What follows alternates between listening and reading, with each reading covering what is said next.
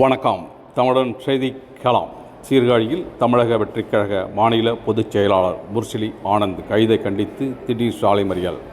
மயிலாடுதுறை மாவட்டம் சீர்காழி புதிய பேருந்து நிலையம் எதிரே தமிழக வெற்றிக் கழக மாநில பொதுச் செயலாளர் முர்ஷிலி ஆனந்த் கைதை கண்டித்து சீர்காழி நகர பொறுப்பாளர் ராகுல் தலைமையில் சீர்காழி ஒன்றிய தலைவர் கமல், கொள்ளிடம் ஒன்றிய தலைவர் ரவி, மாவட்ட பொருளாளர் ரமேஷ், மாவட்ட தொண்டரணி தலைவர் தினேஷ், மாவட்ட முன்னாள் செயலாளர் பிரகாஷ், மகளிர் அணி நிர்வாகிகள் கோகிலா, ரம்யா, தனலட்சுமி உள்ளிட்ட 40 பேர் திடீர் சாலை மறியலில் ஈடுபட்டனர்.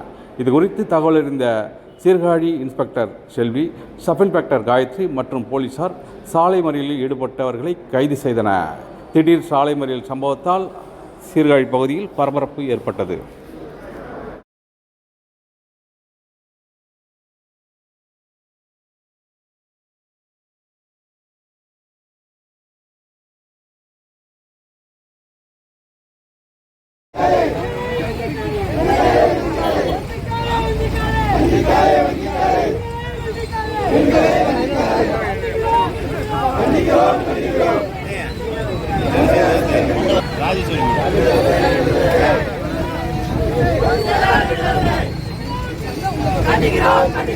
हरे हरे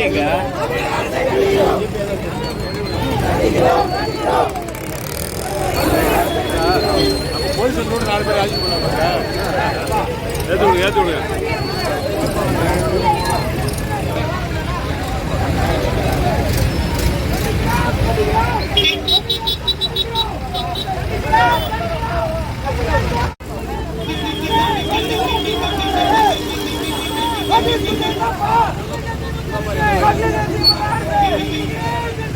கண்டிக்கிறோம்.